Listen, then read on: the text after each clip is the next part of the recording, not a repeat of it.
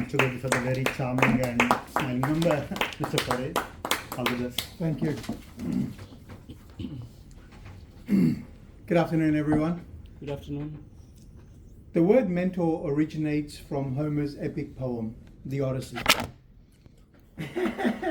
In the story, Odysseus, the king of Ithaca, leaves for the Trojan War. He leaves his son Telemachus in the care of a wise and trusted friend called Mentor.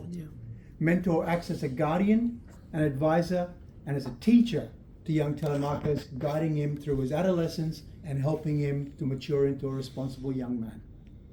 Look back into your lives. How have you learnt? Was your learning limited to lessons in school? Was it when you heard speeches of very informed people? Was it from heroes in movies? Was it from villains in movies? Was it from colleagues you grew up with and friends you grew up with? The reality is, learning for most people is a combination of all of the above and much more. We absorb information like a sponge. We experiment with the information that we get, and we make adjustments based on direct and indirect feedback we get in our lives. Now, how many of you have had mentors in your career so far? Yep. How many of you have been mentors in your career so far? Great. Think about what made your mentoring relationship special. How is a mentor different to other people who take the part of a guru in your life? In general, I have found that a parent is someone who provides love, support, guidance to their child. A teacher is someone who educates students and how to navigate the world. A boss is someone with authority who manages outcomes and evaluates your performance.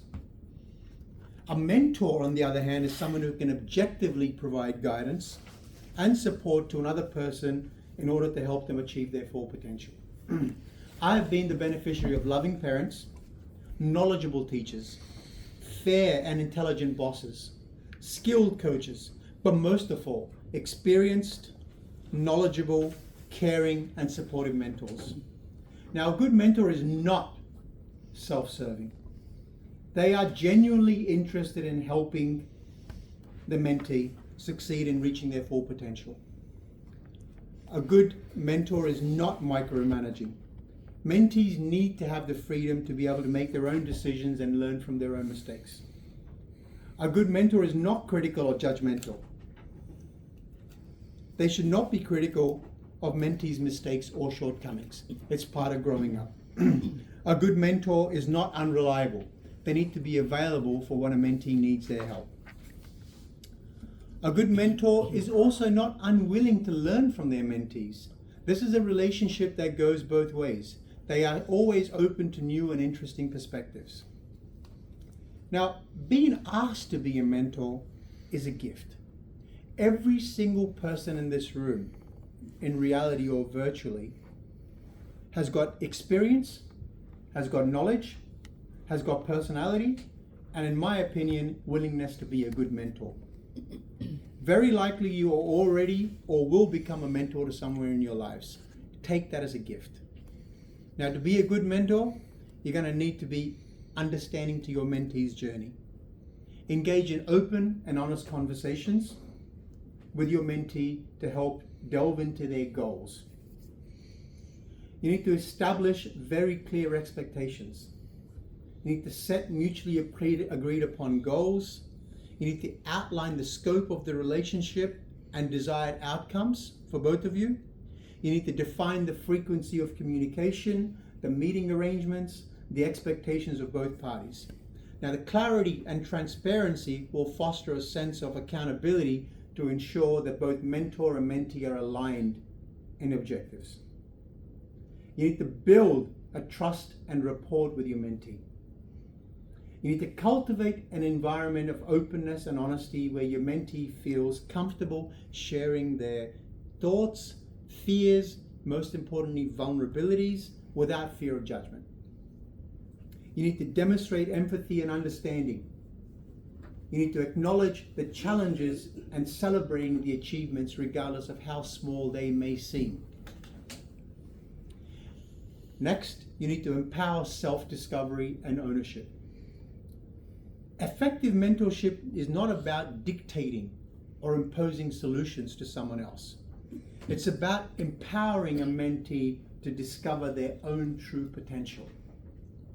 It is about encouraging them to take ownership of their goals, guiding them rather than directing them, providing constructive feedback, but more importantly, asking thought-provoking questions and helping developing critical thinking skills.